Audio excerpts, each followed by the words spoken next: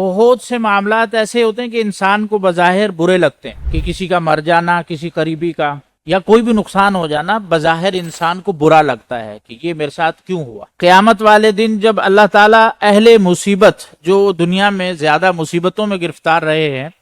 ان کو جب اللہ ثواب اور اجر دینے لگیں گے تو دوسرے لوگ بھی کہیں گے، بلکہ وہ خود بھی تمنا کریں گے کہ کاش ساری زندگی ہمارے جسموں کے ٹکڑے ہی کیے جاتے رہتے۔ جو خضر علیہ السلام کا اور موسیٰ علیہ السلام کا واقعہ ہے، اس میں بہت سے دروس ہیں، بہت سے سبق اور نصیحتیں ہیں۔ ان میں دو پر ہم بات کرتے ہیں۔ ایک تو یہ ہے کہ اس واقعے میں اللہ نے تقدیر کے مسئلے کو سمجھایا ہے۔ وہ کس طرح؟ بہت سے معاملات ایسے ہوتے ہیں کہ انسان کو بظاہر برے لگتے ہیں، کہ کسی کا مر جانا، کسی قریبی کا وفات ہو جانا، کوئی مال متاع چھن جانا یا کوئی بھی نقصان ہو جانا بظاہر انسان کو برا لگتا ہے کہ یہ میرے ساتھ کیوں ہوا، یہ نہیں ہونا چاہیے تھا۔ انسان کیونکہ عقل کا دائرہ محدود ہے تو انسان قریبی نفع کو دیکھتا ہے، تو سوچتا ہے کہ ایسا نہیں ہونا چاہیے تھا۔ لیکن اللہ تعالیٰ نے اس واقعے کے ذریعے یہ سمجھایا ہے کہ موسیٰ علیہ السلام کو نظر آیا کہ کشتی ٹوٹی ہے، یہ نقصان کا کام ہے، فوراً انہوں نے اعتراض کیا کہ یہ کیوں کیا آپ نے، ایسا نہیں ہونا چاہیے تھا۔ بچے کے قتل کو دیکھا، فوراً اعتراض کیا کہ یہ آپ نے کیوں کیا، بلا وجہ ایک بندے کو مار دیا۔ اور دیوار کے واقعے پر بھی تو بظاہر پہلے والے جو دونوں بچے کو مارنا یا کشتی کو توڑنا یہ نقصان کے کام تھے، تو جب تک موسیٰ علیہ السلام کو اس کی حقیقت پتہ نہ چلی تو انہوں نے اس کو مناسب نہیں سمجھا اور سوال کھڑا کیا۔ پھر جب حقیقت بتا دی گئی تو بالکل وہ مطمئن ہو گئے۔ تو اسی طرح تقدیر کا معاملہ ہے کہ انسان کو بظاہر بہت سی چیزیں اپنی زندگی میں لگتی ہیں کہ یہ نقصان دہ ہیں، اپنے لیے اس میں اس کو نقصان نظر آتا ہے۔ کوئی بیماری ہو گئی، قید ہو گئی، کوئی مصیبت ہو گئی، کوئی مالی مصیبت، کوئی جانی مصیبت، تو انسان کو بظاہر لگتا ہے کہ یہ میرے لیے نقصان دہ ہے، لیکن اس کے پیچھے جو اللہ نے حقیقت رکھی ہوتی ہے، اصلیت رکھی ہوتی ہے اس کی، اور اس کی علت اور وجہ لکھی ہوتی ہے، وہ انسان کے کیونکہ سامنے نہیں ہوتی تو انسان بے صبرا ہو جاتا ہے، اور جب حقیقت سامنے آئے گی تو پھر انسان خوش ہو جائے گا۔ اس لیے حدیث میں آتا ہے کہ نبی کریم صلی اللہ علیہ وسلم نے فرمایا کہ قیامت والے دن جب اللہ تعالیٰ اہل مصیبت جو دنیا میں زیادہ مصیبتوں میں گرفتار رہے ہیں ان کو جب اللہ ثواب اور اجر دینے لگیں گے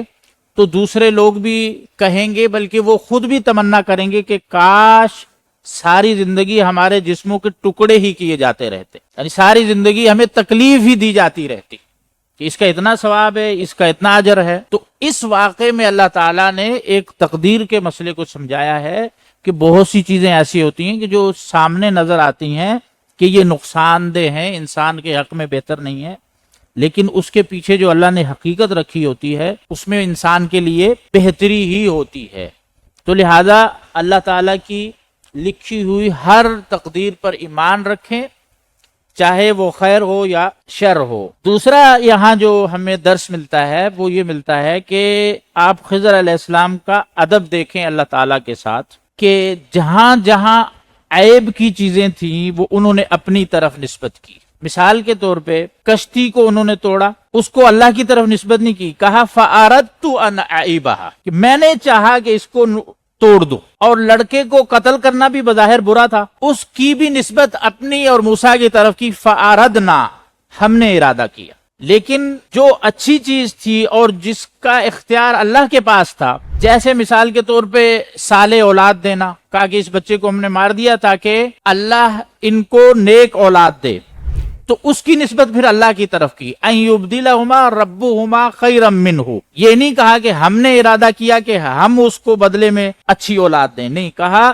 کہ ہم نے یہ ارادہ کیا، اللہ سے تمنا کی کہ اللہ ان کو، ان والدین کو اس سے اچھی اولاد عطا کرے۔ تو کیونکہ اولاد عطا کرنا اللہ کا اختیار ہے اور یہ اچھا کام ہے، خیر کا کام ہے، خوشی کی چیز ہے،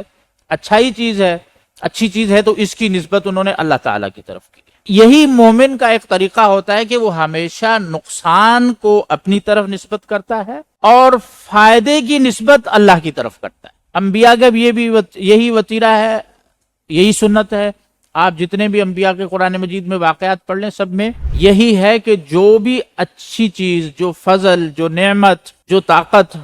اللہ نے ان کو دی، انہوں نے اس کی نسبت اللہ تعالیٰ کی طرف کی۔ سلیمان علیہ السلام کو اللہ تعالیٰ نے اتنی بڑی سلطنت دی تو انہوں نے کہا ھذا من فضل ربی، یہ میرے اللہ کا فضل ہے۔ لیکن جو بھی نقصان کی چیز تھی، عیب کی چیز تھی،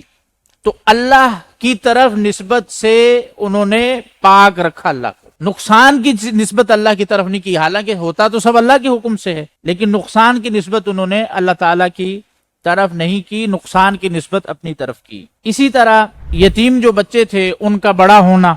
اس کے بارے میں بھی یہی کہا فَأَرَادَ رَبُّكَ، آپ کے رب نے یہ ارادہ کیا کہ أَن يَبْلُغَ أَشُدَّهُمَا، کہ وہ بڑی عمر کو پہنچ جائیں، وَيَسْتَخْرِجَ كَنزَهُمَا، اور اپنا خزانہ نکال لیں۔ تو بڑی عمر کو پہنچانا، ان کو جوان کرنا، یہ بھی اللہ کا کام تھا، خزانہ نکالنے کی توفیق دینا یہ بھی اللہ تعالیٰ کا کام تھا، اور خیر کا کام تھا، بھلائی کا کام تھا۔ تو ان دونوں خیر اور بھلائی کے کاموں کی نسبت انہوں نے اللہ کی طرف کی، اور جو نقصان والے اور عیب والے کام تھے اس کی نسبت اپنی طرف کی، کیونکہ عیب کی وجہ انسان ہی ہوتا ہے۔ اللہ تبارک و تعالیٰ جو ہے انسان کو کسی بھی چیز میں اگر مبتلا کرتے ہیں تو اس کے عمل کی بنیاد پر کرتے ہیں۔